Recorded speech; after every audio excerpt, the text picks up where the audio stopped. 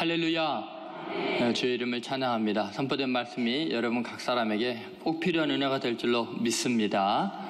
오늘 말씀의 제목은 내가 이제 누구를 섬기리까 라는 후세의 말입니다. 내가 이제 누구를 섬기리까. 우리가 인생을 살아가면서 아주 결정적으로 중요한 진위 판단의 기로에 놓일 때가 있습니다.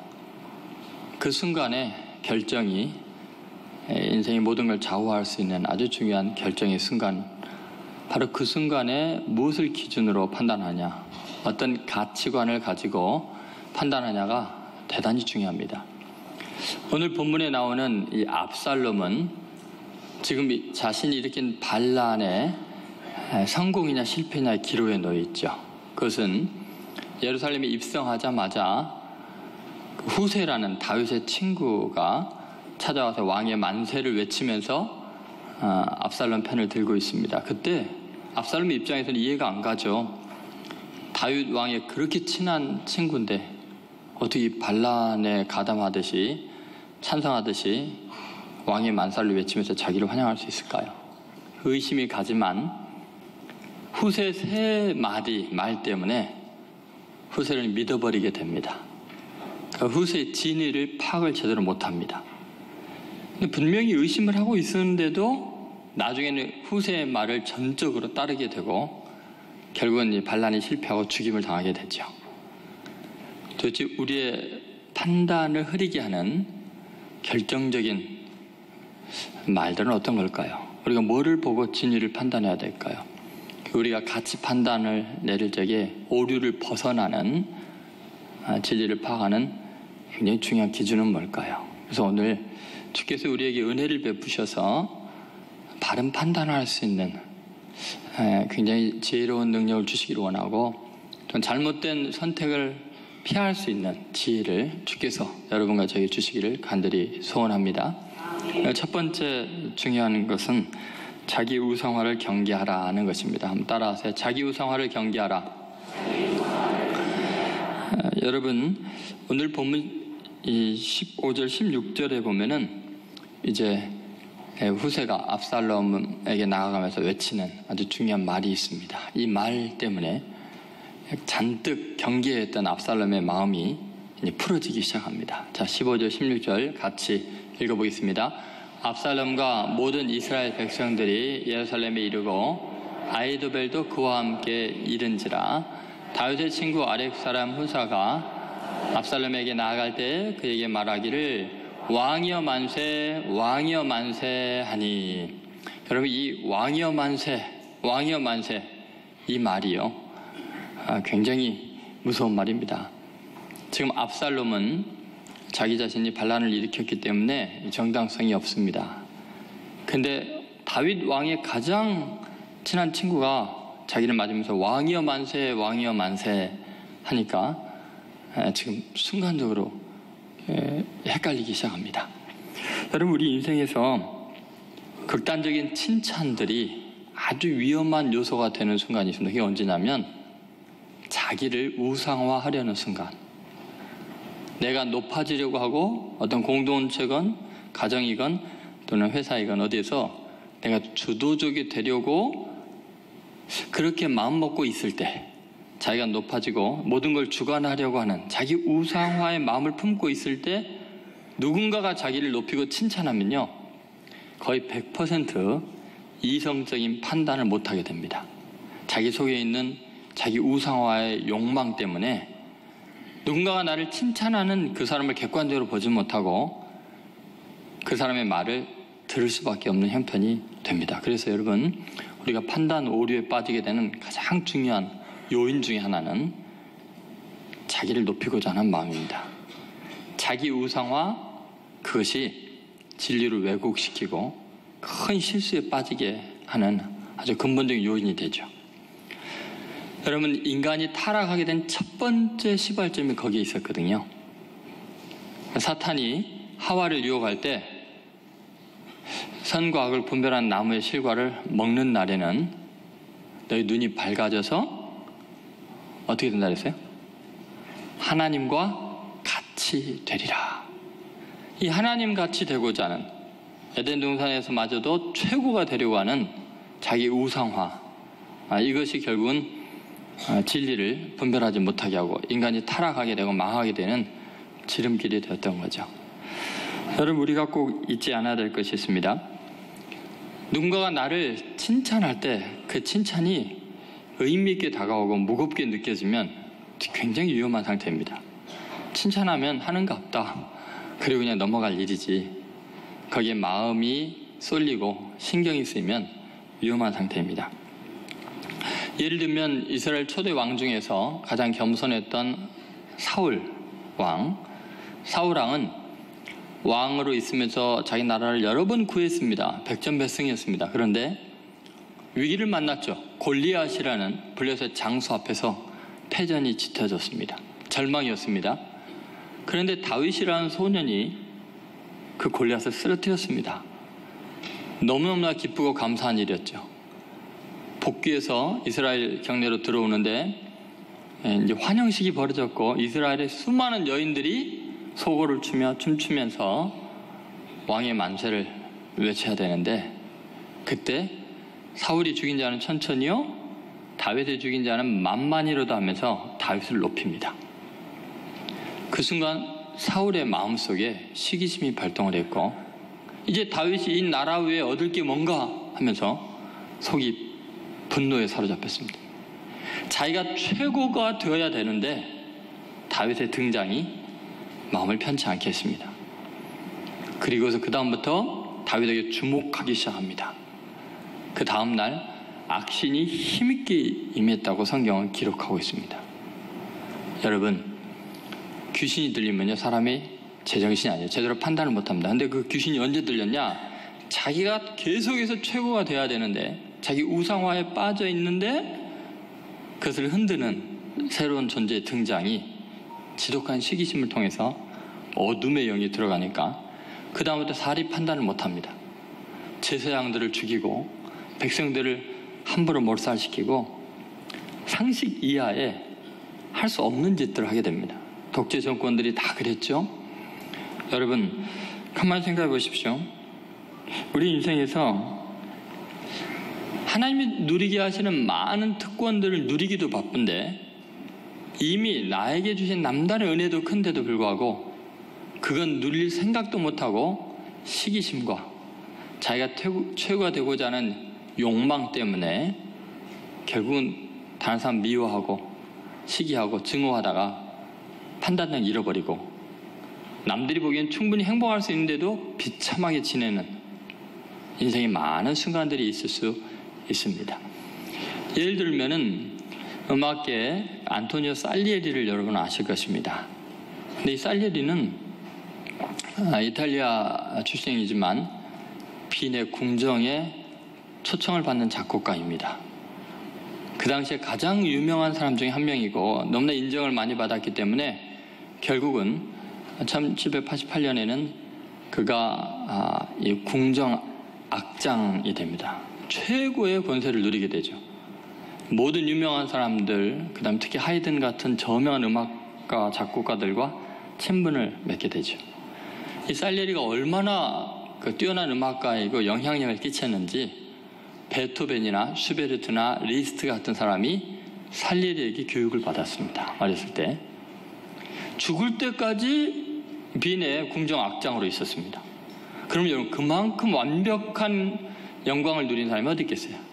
근데 그의 인생의 한 순간에 모차르트라는 천재 음악가가, 어린 음악가가 나타나면서 그가 이성을 잃어버립니다.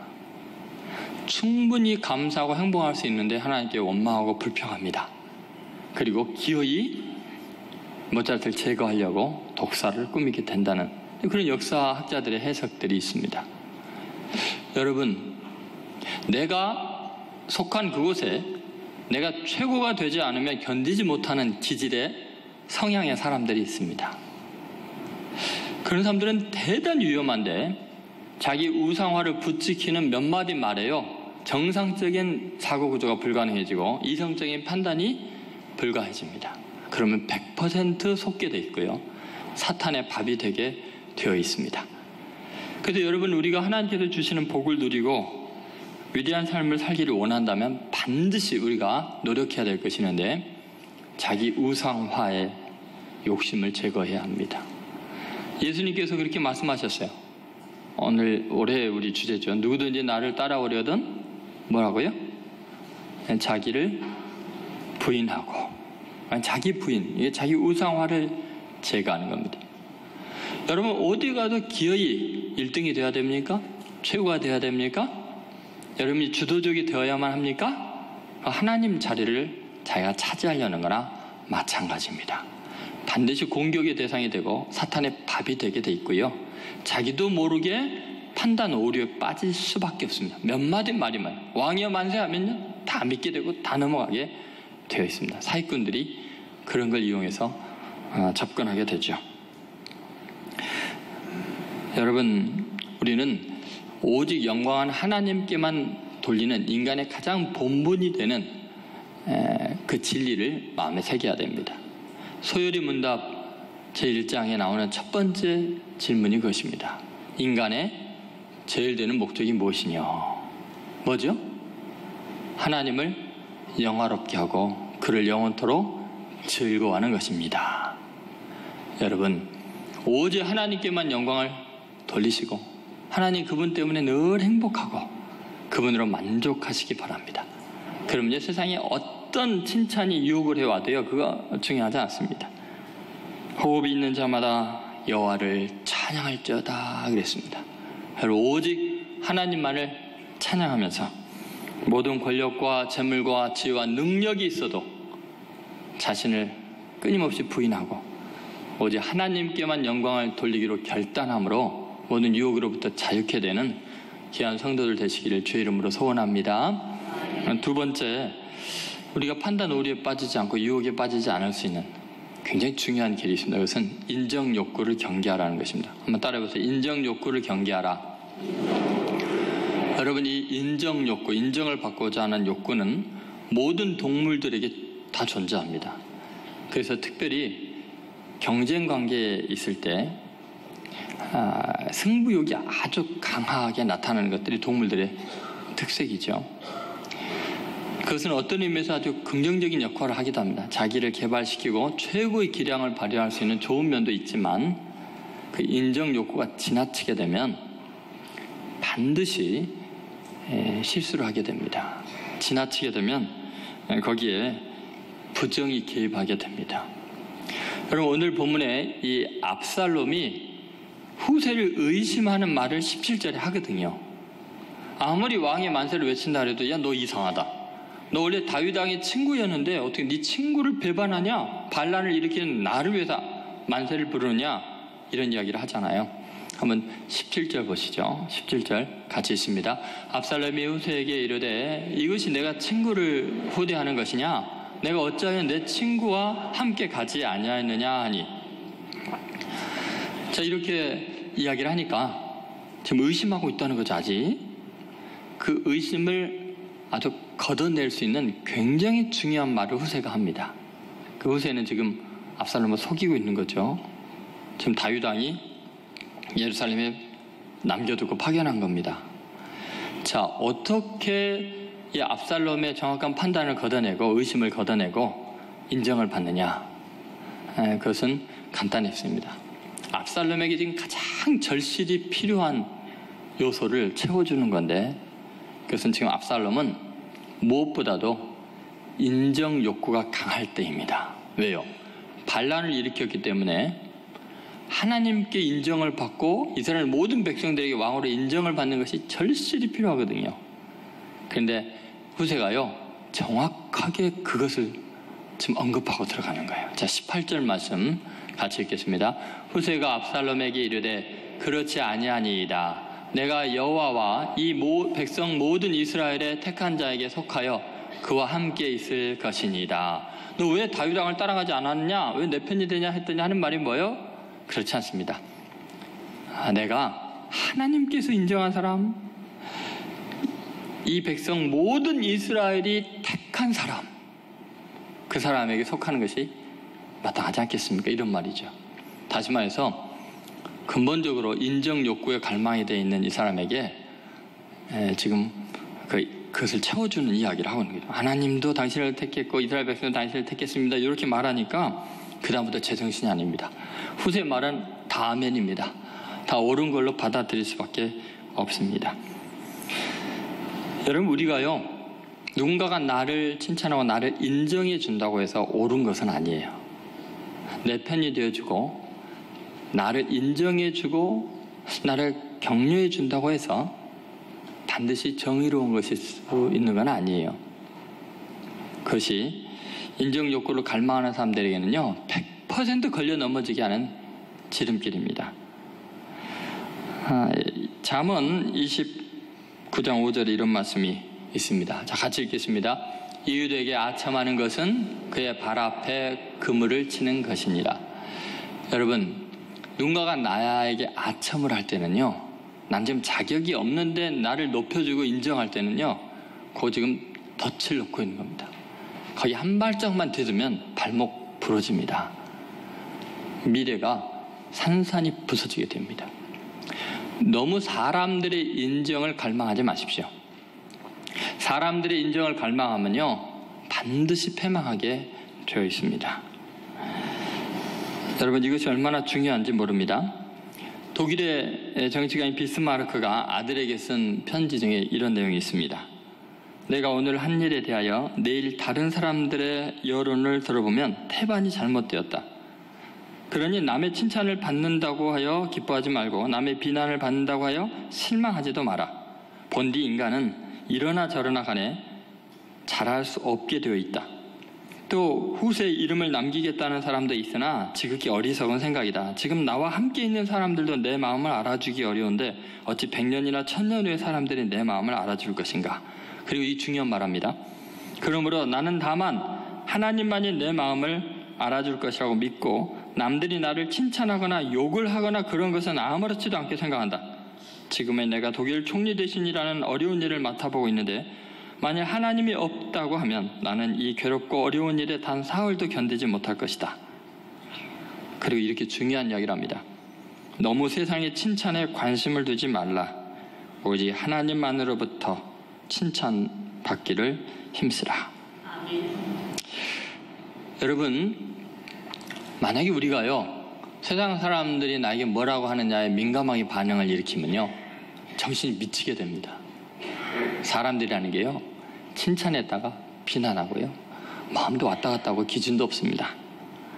예수님을 생각해보면 어떻게 한결같이 시험에 들지 않고 주님이 주신 그 사명을 감당해 나갔을까요? 예수님은요, 세상 사람들이 인정에 대해서 완전히 초연하셨습니다. 예수님이 바라보는 것은 하나님으로부터 오는 인정이었습니다. 예수님께서 세례를 받고 물에서 올라오실 때 하늘이 열리면서 성령이 비둘기같이 임하고 하늘로부터 소리가 났습니다. 이는 내 사랑하는 아들이요 내 기뻐하는 자라. 너희는 저의 말을 들을지어다. 예수님은요, 이 한마디 하나님이 인정하는, 자기를 기뻐하시고 자기는 하나님의 아들이라는 이 한마디 말에요, 아무리 경제적으로 어려워도 세상 사람들이 비난하고 십자가에 못 박아도 흔들리지 않았어요. 하나님이 나를 인정하시면 세상이 날 버려도 상관없다는 거예요. 벌거벗기에서 나무에 매달려도 하나님이 기뻐하시는 사람이라면 세상이 날 버려도 나는 상관없다는 거예요. 주님은 그래서 세상 사람들의 인정을 구하는 것이 아니라 하나님의 인정 한마디로 당당하셨습니다. 기적을 행할 때도 교만하지 않았고 가난하고 얻어먹을 때도 비굴하지 않으셨습니다. 여러분, 하나님이 여러분을 사랑한다고 여러분 믿습니까?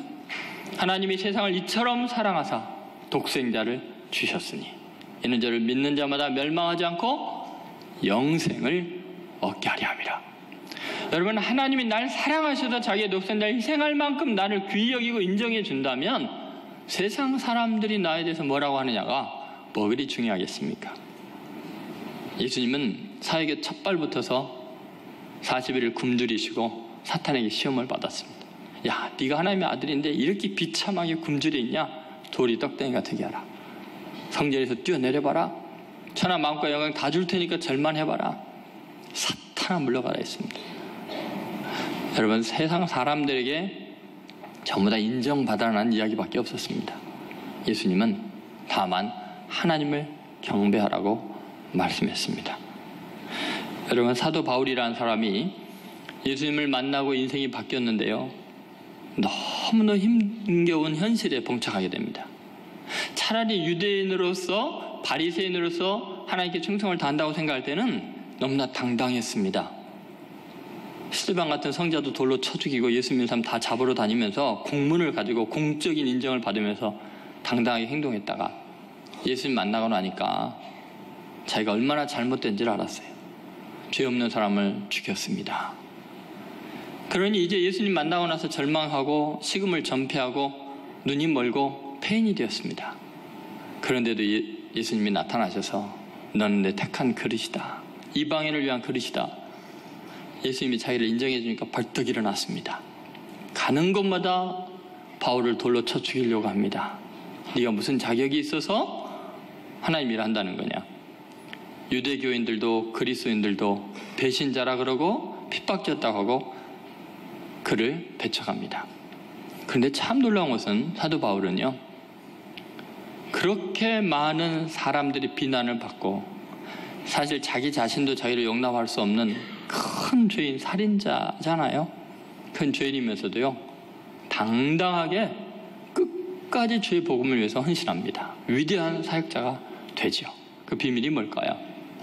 사도 바울이 고린도 전서 4장 3절에서 5절에 이런 말씀을 한 적이 있습니다. 같이 읽겠습니다. 너희에게나 다른 사람에게나 판단받는 것이 내게는 매우 작은 일이라. 나도 나를 판단하지 아니하노니 내가 자책할 아무것도 깨닫지 못하나 이로 말미암아 의롭다함을 얻지 못하노라. 다만 나를 심판하시리는 주시니라. 그러므로 때가 이르기 전 곧 주께서 오시기까지 아무것도 판단하지 말라. 그가 어둠에 감추인 것들을 드러내고 마음의 뜻을 나타내시리니 그때 각 사람에게 하나님으로부터 칭찬이 있으리라. 여러분, 바울에게는요, 다른 사람에게 판단받는 것이 너무 작은 일이 됐어요. 사소한 일이 됐어요. 여러분, 누가 여러분에게 한두 마디 억울한 말 하면요, 잠을 잘 수가 있나요? 여러분, 남에게 판단받는 것이 작은 일이라면 신경 안 써야 되잖아요. 그냥 넘어가야 되잖아요. 근데 우리는요, 사람에게 인정을 너무 갈망하는 것 같아요. 나를 어떻게 평가할까? 어떻게 말할까?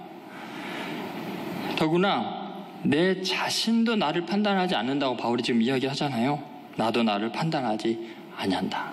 정말 괴로운 건요, 남들이 뭐라 그래도 내가 떳떳하면 살 수 있는데 내가 생각해도 내가 한심한 거잖아요. 내가 생각해도 그 말이 싸잖아요. 근데 바울은요, 그 자기 자신을 자책하지 않는다고 해서, 왜냐하면 내 인생 주님이 지으셨고 나 같은 죄인을 사랑해서 예수님이 십자가 못 박아 죽으셨고 내가 범죄한 현장에서 나를 찾아오시고 나를 구원하시고 내가 연약하고 죄인되고 원수 되어도 나를 사랑하시는 그분 앞에요, 더 이상 자기를 판단할 수 있는 아무런 이유를 찾을 수가 없는 거예요. 그냥 내 모습 이대로 사용하시고 용납하시는 주님의 사랑 앞에서 압도되어서 하나님이 날 사랑하시면 그걸로 끝이에요. 여러분 생각해보세요. 주위 사람들이 나를 뭐라 그러냐, 여론이, 신문이 뭐라 그러냐가 뭐가 중요합니까? 여러분, 어떤 단체에서요, 누구만 인정하면 돼요? 회장님 인정하면 돼요. 제일 높은 분이 인정하면요, 그걸로 나머지 상처들은 아무것도 아니에요. 누가 의심하고 뭐라 해도 그분이 인정하면 돼요.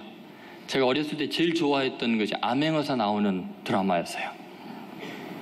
거지 몰골을 하고 천대를 받고 멸시를 하는데 그렇게 당당하고 멋질 수가 없었어요. 왜요? 임금님이 나를 인정해주고 마패를 줬잖아요. 여러분, 우리가 너무나 많이 사람들의 인정에 목숨을 걸어요. 왜 여러분 슬퍼하고 기뻐할 문제를 사람에게 넘겨주고 있습니까?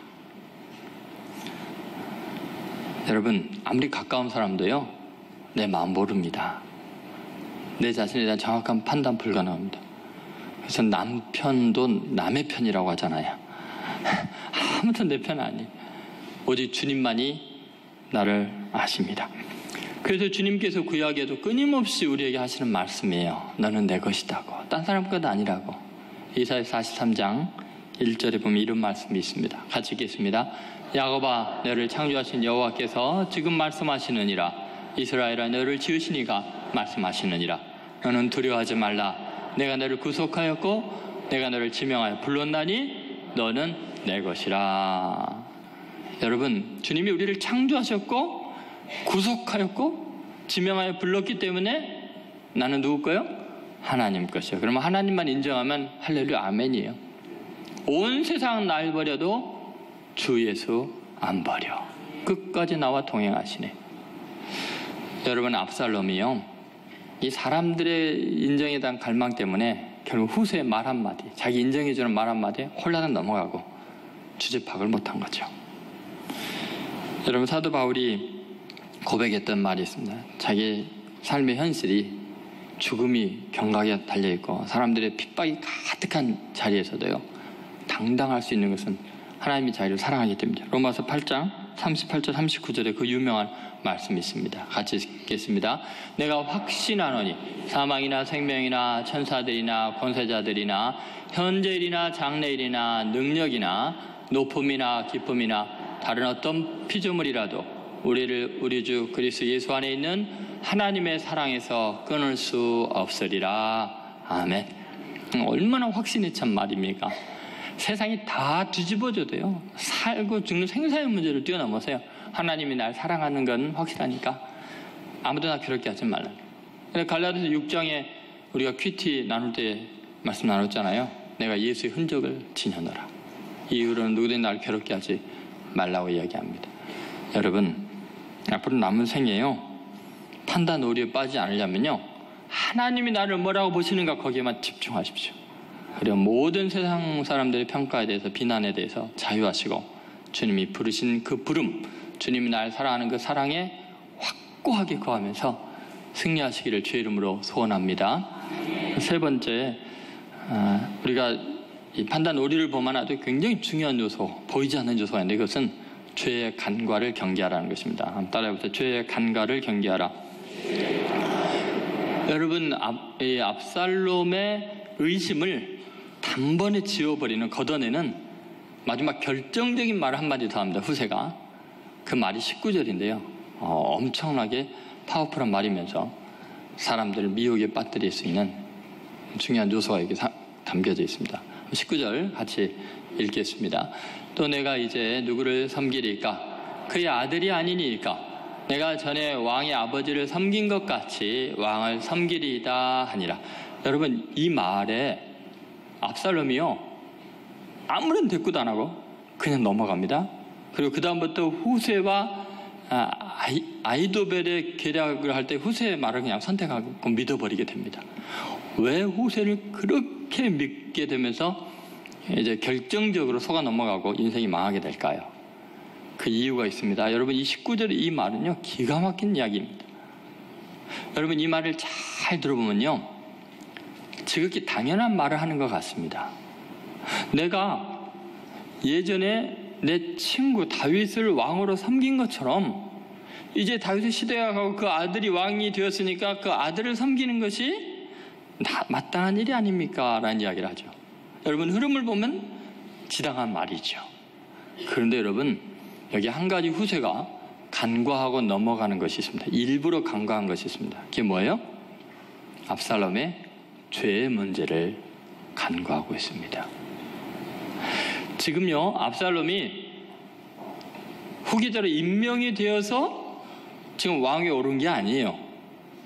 지금 멀쩡하게 아버지가 살아있는데 지금 반란을 일으켜서 아버지를 죽이려고 하고 자기가 왕이 되려고 하는 거예요. 이게 반란이에요. 그 어마어마한 죄의 요소가 지워지고 감춰지고 간과하고 쓱 넘어가니까 아버지가 왕이었다가 아들이 왕이 되는 것처럼 매끄럽게 넘어가지만 이것은 어마어마한 죄악으로 인한 반란이었어요. 근데 후세가 그걸 쏙 빼는 거죠. 근데 여러분, 놀라운 사실은 바로 몇 마디 전에 압살롬이 자기의 죄를 인식하고 있었거든요. 그게 걸림돌이었거든요. 그리고 17절에 분명히 압살롬이 자기의 죄를 인식하고 있는 것을 지금 표현해주고 있는 모습이 있습니다. 17절 한번 보시죠. 같이 읽습니다. 압살롬이 후세에게 이르되 이것이 내가 친구를 후대하는 것이냐? 내가 어찌하여 내 친구와 함께 가지 아니하느냐. 지금 왕의 만세 왕의 만세를 외치니까 하는 말이 야 그거 너 잘못됐다. 야. 너 친구가 지금 도망가고 있는데 반란이 일어나서 있는데 네가 나한테 지금 만세하면 네 친구를 후대하는 것이 아니지 않냐. 다시 말해서 자기에게 다윗의 아들인 왕자인 자기를 왕으로 세우는 것이 반역이라는 것을 지금 알고 있는 거예요. 그런데 후세가 말을 할 때는 그걸 빼버린 거예요. 그냥 부드럽게 넘어가고 있습니다. 내가 내 친구 다윗 왕을 왕으로 섬긴 것처럼 이제 그 아들이 왕이 됐으니까 그 아들을, 친구의 아들을 섬기는 것이 당연하지 않냐. 당연한 것 같죠? 죄가 빠지면 당연하죠. 여러분, 우리 인생에서 굉장히 위험한 순간이 뭐냐면 내 죄를 간과한 의식과 격려와 모든 상황입니다. 내가 죄인이었다는 것을 잊게 만드는, 그리고 내가 마치 완전한 자인 것처럼 내 죄의 현장에서 나를 정당화시켜주는 모든 것은 나를 패망으로 이끕니다. 사기꾼들의 공통적인 특징입니다. 사기를 치면서, 같이 또 사기를 치면서 죄의식을 제거하는 거죠. 당연한 일을 하는 것처럼 하게 됩니다. 여러분, 이것이 얼마나 무서운가를 한번 생각해 보십시오. 여러분, 하나님께서는 결코 죄의 문제를 간과하면서 복을 내리신 일이 없습니다. 죄의 문제는 반드시 회개를 통해서 사함을 받든지 아니면 누군가가 대가를 치루어야만 죄의 문제는 없어집니다. 죄악을 품은 상태로 자기가 죄인인데도 죄인이 아닌 것처럼 어떤 일을 행하면요, 일시적인 성공인 것 같고 잘 되는 것 같지만 거긴 지옥의 불이 타오고 있습니다. 대단히 위험한 것입니다.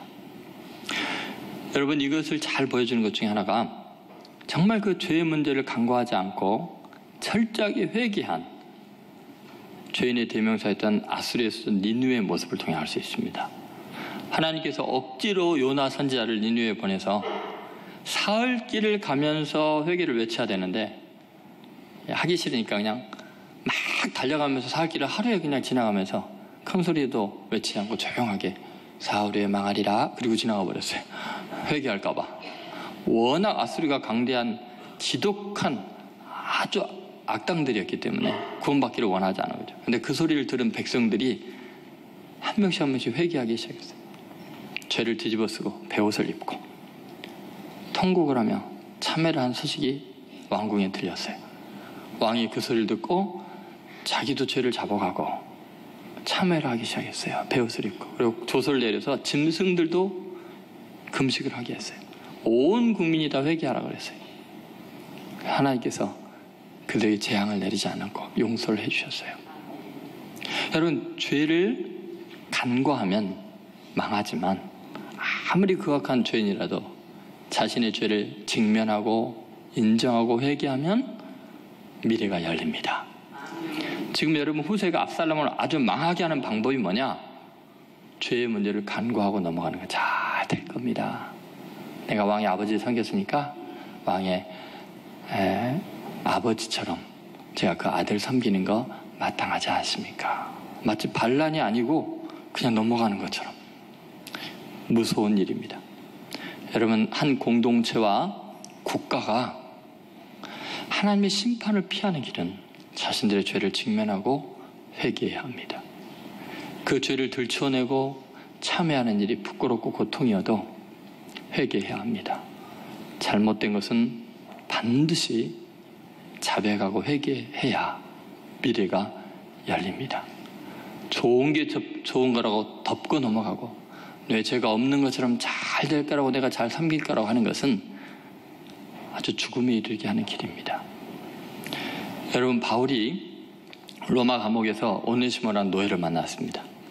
이 노예가 나이가 어려서 철이 없어서 그랬는지 자기 주인 빌레몬에게 아주 큰 해를 끼치고 재산에 손상을 입히고 탈출하고 도망가다가 잡혔습니다. 죽을 날만 기다리고 있는데 예수님의 복음을 전했습니다. 오네시모가 너무 훌륭하게 변화되었습니다. 바울이 이대로 죽게 놔둘 수가 없어서 그 주인인 빌레몬에게 편지를 써서 내 형제처럼 영접해라. 내 신복 같은 사람이다. 심장 같은 사람이다. 그러면서 뭐라 그러냐면요, 그가 혹 너에게 손해를 끼친 거나 잘못한 것이 있으면 다 내게로 돌리라. 내가 다 갚아주겠다. 그냥 예수 믿으니까 그냥 용서해라가 아니라 그 죄의 문제에 대해서 분명하게 자기가 다 값을 치르겠다라고 이야기를 합니다. 여러분, 우리가 구원받은 거요, 우리가 당당할 수 있는 거는 우리가 그냥 하나님의 형상대로 지음받은 인간이기 때문에 모든 것이 해결되는 게 아니에요. 놀랍게도 하나님은 우리의 모든 잘못과 죄를 용서하고 구원하기 위해서 죄의 값을 간과하지 않으셨어요. 당신이 친히 모든 죄를 짊어지시고 죄값을 치르기 위해서 처절하게 죽임을 당하고 버림을 받고요, 완벽하게 죄값을 치른 다음에 우리가 그 공로를 의지해서 모든 죄로부터 자유함을 얻고 그 다음부터 죄를 간과할 수 있는 엄청난 혜택을 받게 되죠. 그러므로 여러분, 우리가 인생 살아가면서 꼭 한 가지 잊지 않아야 될 게 있습니다. 내가 은혜로 구원받았다는 사실입니다. 나는 분명히 죄인인데 이게 지금 죄값을 치웠기 때문에 내가 은혜로 지금은 살아있다는 의식, 내가 죄인이라는 것을 잊어서는 안 됩니다. 여러분, 이것을 망각하게 되면 심판을 자취하게 됩니다. 잠언 28장 13절에 이런 말씀이 있습니다. 같이 읽겠습니다. 자기의 죄를 숨기는 자는 형통하지 못하나 죄를 잡아가고 버리는 자는 불쌍히 여김을 받으리라. 여러분, 압살롬은 여기에서 넘어진 거죠. 자기의 죄를 잡아가고 버리지를 못했습니다.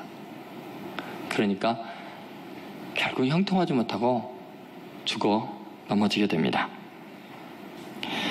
야고보서 1장 14절 15절에 보면 이런 말씀이 있죠. 같이 읽겠습니다. 오직 각 사람이 시험을 받는 것은 자기 욕심에 끌려 미혹됨이니 욕심이 잉태한 즉 죄를 낳고 죄가 장사한 즉 사망을 낳느니라. 그래서 결국은 압살롬은 죽게 됩니다. 여러분, 우리가 이 진리를 잊지 않아야 됩니다. 어떤 경우에도 우리는 우리 자신이 죄인이라는 걸 잊어서는 안 돼요. 쉽게 넘어갈 일이 아니에요. 늘 그래서 하나님께 높이 쓰임을 받고 하나님께서 주신 지혜와 물질과 능력으로 위대한 존재가 되어서 모든 사람의 칭송을 받을 때에도요, 내가 죄인이었다는 것을 잊으면 안 됩니다. 다른 사람과 다를 바 없는 죄인이 은혜로 오늘 이렇게 쓰임 받았습니다. 이것만이 기독교인입니다. 이것 망각하면 교만으로 패망하게 되겠죠.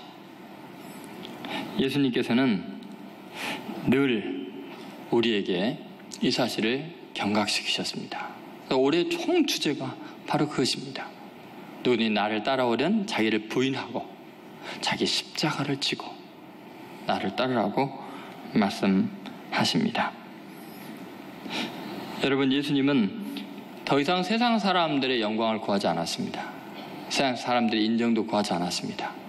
오직 하나님께로부터 오는 영광만 구함으로 이 땅의 모든 사람을 구원하는데 그 짧은 생애 속에 위대한 일을 행하실 수 있었죠. 오늘 선포된 이 말씀이 여러분의 인생에 있어서 굉장히 중요한 나침판이 될 것입니다. 오늘 이 아침에 여러분 속에 있는 자기 우상화, 내가 주도적이 되고 내가 1등이 되려고 내가 높임을 받으려고 하는 자기 우상화를 제거해야 앞으로 속지 않습니다. 그리고 사람들에게 인정을 구하는 것이 아니라 하나님께로부터 오는 인정으로 만족해야 진정한 자유인이 되고 승리자가 될 수 있을 줄로 믿습니다. 그리고 여러분, 자기가 죄인이라는 걸 잊어서는 안 돼요. 은혜로 살고 있다는 것을 잊어서는 안 돼요. 당연한 듯이 하나님이 주신 것을 누리는 것이 아니라 은혜로 누려야 됩니다. 이 시대가 지금 많이 아파합니다. 병이 들었습니다.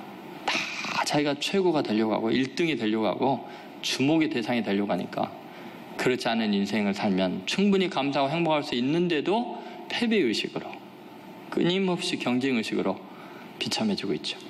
오늘 선포된 이 말씀이 여러분을 자유케 하기를 원하고 모든 시험과 유혹으로부터 여러분을 승리자로 이끄는 하나님의 능력이 되기를 주의 이름으로 축원드립니다.